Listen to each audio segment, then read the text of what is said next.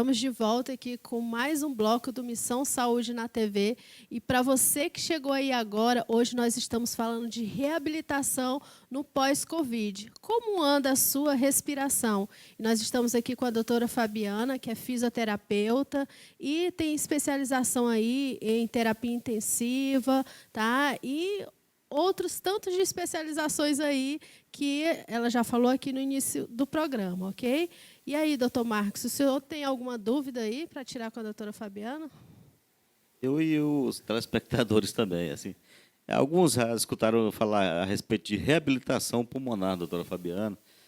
Alguém já escutou falar que um conhecido fez, ou alguém já foi indicado para fazer.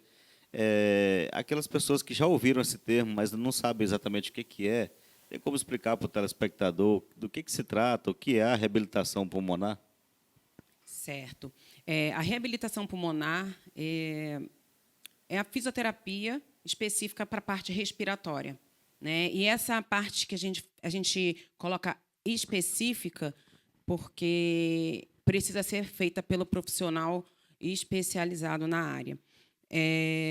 Nós iremos utilizar, fazer uma avaliação, né, e utilizarmos protocolos específicos para a parte do sistema respiratório. Então, desde aparelhos para avaliar, né, que é um peak flow, eu daqui a pouquinho vou estar falando da espirometria, que é o exame que mensura a capacidade e os volumes do nosso pulmão.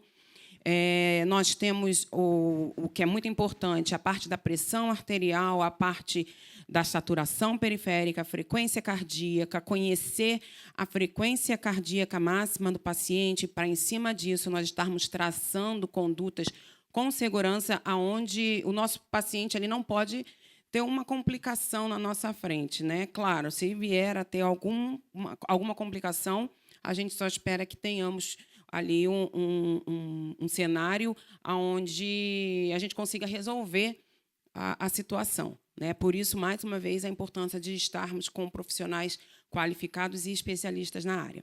Mas a reabilitação pulmonar, ela pode ser aplicada tanto num paciente pós-Covid, como num paciente que vai estar fazendo uma cirurgia, por exemplo, uma bariátrica, uma cirurgia alta, um paciente que, por conta de uma situação clínica, teve o pulmão debilitado por conta da hipoatividade, que precisa recuperar esse pulmão para ele funcionar bem e não ficar com sequelas, né? Sequelas de... Por quê? Quando a gente não utiliza bem o pulmão, ele vai ter áreas ali que, porque não foi utilizado, ele não vai funcionar. E a gente precisa de todos os campos do pulmão, né? Nós temos o pulmão em ápice, que é a parte superior, a base, que é a parte inferior, e tem o meio. Então, a gente precisa que todas essas áreas estejam funcionando.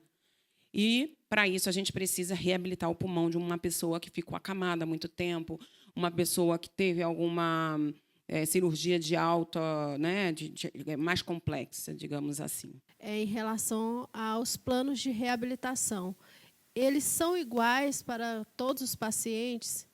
Fala um pouquinho para a gente, assim, mais especificamente, como que são esses planos. Não são iguais, nunca. Nós temos várias linhas para estarmos trabalhando a reabilitação num paciente pós-Covid. Tá? Várias frentes. Eu preciso muito que o meu paciente que o meu paciente se sinta bem com o protocolo. Então, o que vai definir o protocolo é a forma em que o meu paciente se encontra. Tem um aparelho, que é o Peak Flow, que eu peço para o meu paciente realizar aquele exame ali no início. No primeiro dia, eu já vejo que eu não vou conseguir estar utilizando com ele um outro aparelho, que é o Voldyne, por exemplo, porque eu já entendo que os dois não conseguem, ele não vai conseguir por conta da fraqueza muscular. Então, eu preciso estar substituindo, e os protocolos, todos os protocolos, irão depender do meu paciente. Se eu tenho que fazer uma reabilitação cardiopulmonar em um paciente que é amputado, ele é amputado bilateralmente, então eu não posso fazer? Posso. Eu tenho que criar formas para conseguir reabilitar aquele paciente, mesmo ele não tendo os membros inferiores, por exemplo, mas eu posso trabalhar a parte superior dele, os membros superiores, pensando no pulmão. A reabilitação nada mais é do que você voltar, devolver a qualidade de vida para o paciente. Então, se eu sei que eu estou atendendo uma senhora que ama fazer o almoço, ama fazer a alimentação da família, ela não está conseguindo porque está cansando muito, muita fraqueza nos membros inferiores, muita fraqueza nos braços, cai a saturação, aumenta a frequência cardíaca. Opa, então eu vou montar um protocolo com ela pensando em o que ela precisa para ter ali, para fazer um almoço sem cansar muito, o que ela precisa para... Eu gosto de entender a vida da pessoa para eu poder criar o meu protocolo, né? E o principal, eu não posso pensar em pulmão sem pensar em fortalecer membros inferiores e membros superiores, tá? Então o coração depende, o pulmão depende do coração, que depende dos músculos, enfim. A gente não existe essa. Você faz a fisioterapia respiratória. Não, eu faço a fisioterapia, a reabilitação do meu paciente. Eu não consigo ganhar capacidade pulmonar se não colocar esse paciente para fazer alguma atividade. Eu costumo brincar. Olha, se eu for para a academia agora, eu não vou conseguir correr na esteira 10 minutos. Então, o que eu tenho que fazer? Correr 1 minuto, vou ficar muito cansada, eu preciso cansar com segurança, por isso esses cálculos, essas anamneses. Amanhã eu corro de novo, primeiro eu caminho, eu começo caminhando, depois vou correndo até eu conseguir correr o meu estipulado ali, o que eu defini, o que a minha fisiologia aguenta, né? Então, a fisioterapia, a reabilitação cardíaca, a reabilitação pulmonar é exatamente isso. A gente dá um suporte para o paciente e pede para ele realizar o exercício. O que é esse suporte? Uma máscara com uma pressão positiva, a gente pega a bicicletinha que o próprio aparelho que vai mexer não é o paciente. Depois que o paciente começa a ganhar uma capacidade, aí sim a gente retira aquela ajuda e aí ele vai fazer sozinho. Então, é uma evolução que depende tanto da programação que o profissional fez, assim como o envolvimento do paciente, né? E eu falo que não adianta você fazer o melhor se o paciente não se entregar. Assim como não adianta o paciente se entregar se o profissional fisioterapeuta não estiver enganjado, não quiser. É um casamento, mais ou menos isso. E como você mesmo falou, assim, que no mesmo paciente a reabilitação pode mudar em várias vezes, né? Vai depender da evolução desse paciente, não é isso? Exatamente. Se eu tenho um paciente que tem secreção e o outro não, eu não tenho por que no outro fazer um aparelho, um exercício que é para deslocar a secreção, né? Às vezes, alguns senhores chegam lá na clínica, aí a gente bota, toma aqui, vamos fazer esse, aí vai lá esse, você vai fazer esse. Por que eu não estou fazendo aquele? Porque eles acabam querendo também usar a mesma coisa. Aí eu sempre explico, não, calma, não é, a situação do senhor não precisa desse aparelhinho. Aí, não, agora o senhor vai usar esse aparelhinho só mais lá na frente, o senhor vai conseguir, porque eles gostam disso, de entender também o que está acontecendo e o porquê que não está fazendo o que o outro está, né? Verdade. Tem umas imagens aí, né, Jailson? Coloca na tela aí, que ela quer falar um pouquinho a respeito dessas imagens. Perfeito. Essas imagens aí, tá? Eu retirei do Augusto Cruz, que é o fisioterapeuta que eu sigo, maravilhoso. Quem puder e quiser seguir. São uns memes bem interessantes, que muitos têm a ideia de que caiu a saturação, bota oxigênio. Meu Deus, não. O oxigênio é ótimo, sim, mas se o oxigênio não for utilizado de forma correta, ele também pode complicar o pulmão. Tá? Ele faz uma atelectasia por reabsorção. E aquela imagem anterior, aquela primeira que mostra lá a xícara, né? E aí o oxigênio é o líquido que está caindo e a saturação está 96. Não adianta, porque, olha, nós temos as hemácias, as hemoglobinas, que elas têm uma capacidade específica para poder estar fazendo o carreamento. Não adianta eu colocar mais. né? Um exemplo que a gente tem é de um paciente com anemia falciforme. Não adianta dar oxigênio para ele, porque ele não vai ter quem faça essa caminhada lá do oxigênio para ter a troca gasosa. Ofereça para o seu paciente realmente o que ele precisa. Entenda a clínica do seu paciente.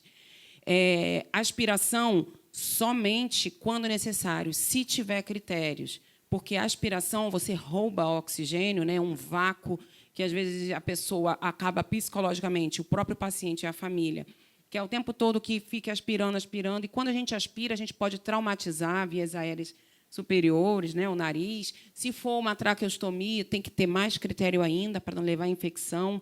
Sou a favor de aspirar? Sim, mas quando necessário. Mas o meu papel como fisioterapeuta é estimular a tosse do paciente, que ele consiga ter força para expectorar, botar para fora essa secreção.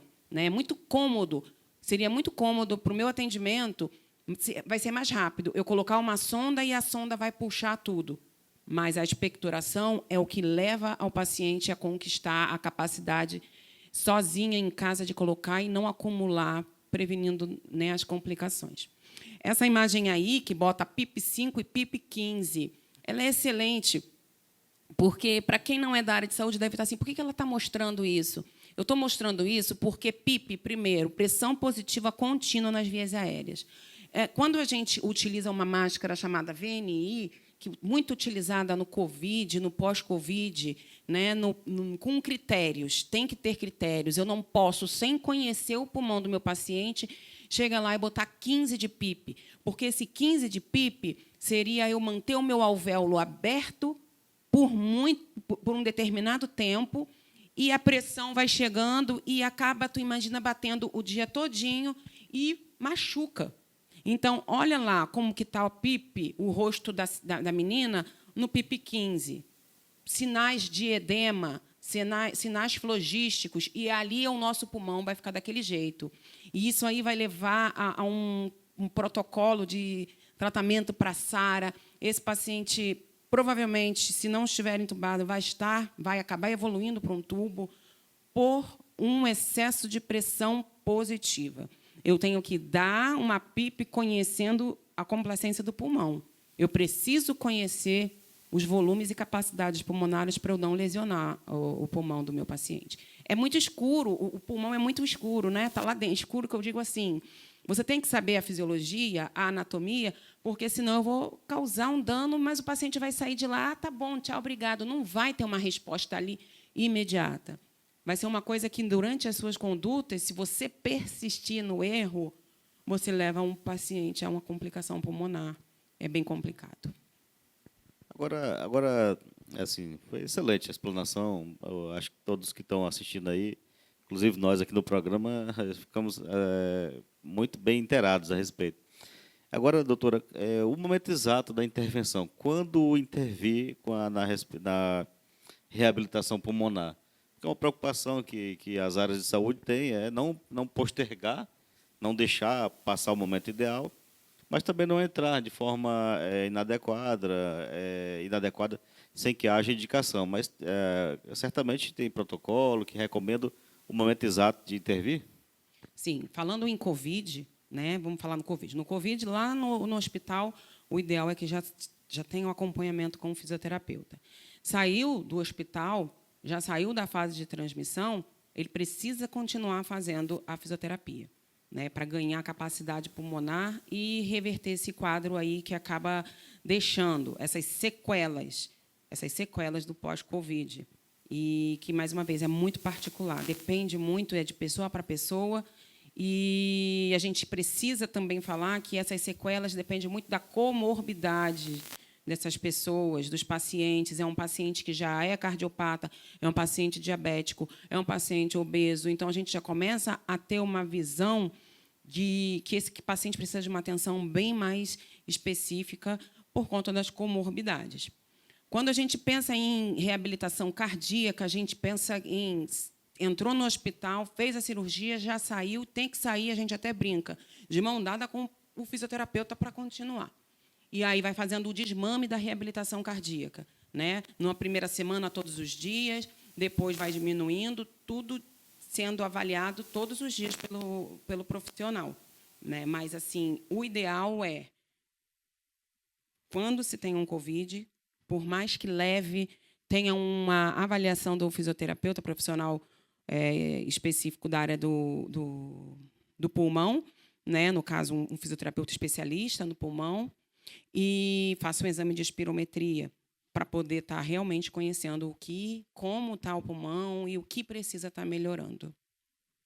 Gente, olha aí, ó, já estamos encerrando o segundo bloco, viu, com muitas informações para vocês, e continue aí ligadinhos, que já já a gente volta com mais um bloco do Missão Saúde na TV.